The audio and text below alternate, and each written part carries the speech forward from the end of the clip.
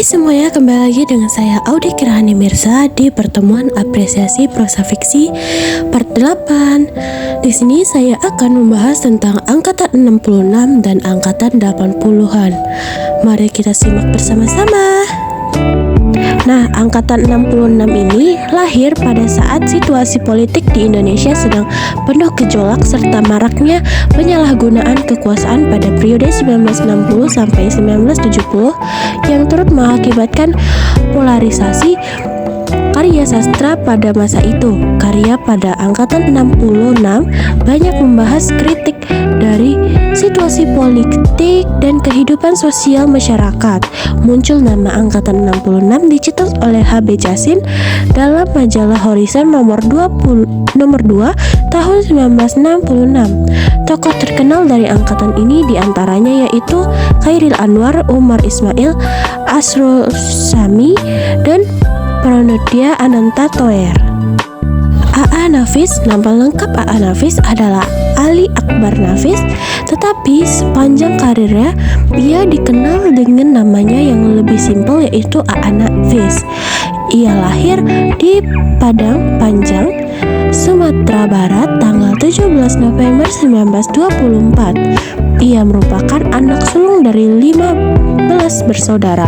Nafis mempunyai karirnya sebagai penulis ketika usia sekitar 30-an. Sebenarnya ia sudah mulai aktif menulis sejak tahun 1950. Akan tetapi kepenulisannya baru diakui sekitar tahun 1955. Sejak cerpennya banyak muncul di beberapa majalah seperti Kisah Mimbar Indonesia, Budaya, dan Roman. Kita membahas cerpen Masa ke Masa. Cerpen Masa ke Masa ini diterbitkan pada tahun 1955 oleh A.A. Nafis. Cerita pada cerpen ini sebuah renungan dan keprihatinan seseorang yang pernah hidup di masa lalu tentang bagaimana dahulu semua hal harus minta izin kepada orang tua, tentang Pak Tamim, seorang partai ramah, Gutu Munab yang pandai, anak SMA yang dulu bisa menjadi seorang guru bahkan direktur SMA swasta sekarang tidak lagi. Indonesia ternyata tidak maju menurutnya. Sekarang anak-anak mudanya tidak bisa melepaskan dirinya dari sikap kekanak-kanakannya. Angkatan 80. Sastra angkatan 80 ini lahir pada saat pemerintahan Soeharto di era Orde Baru.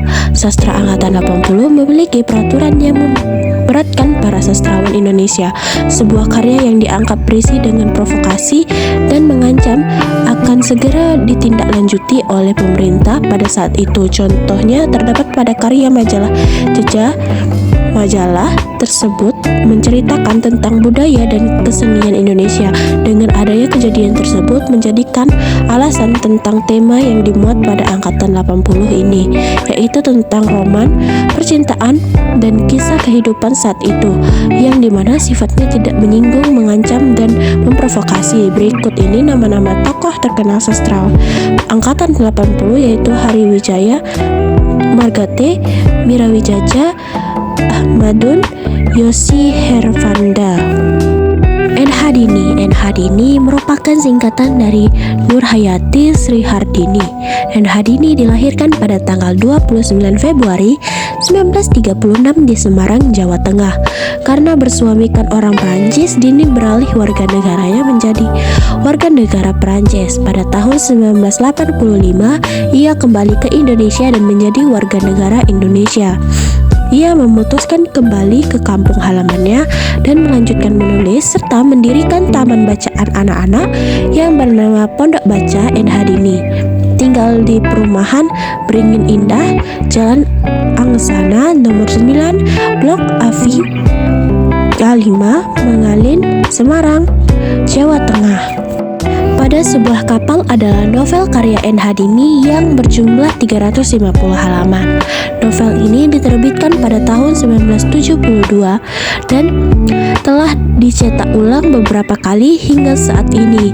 Tokoh utama dalam novel ini adalah seorang perempuan yang bernama Sri, anak kelima dari 5 bersaudara.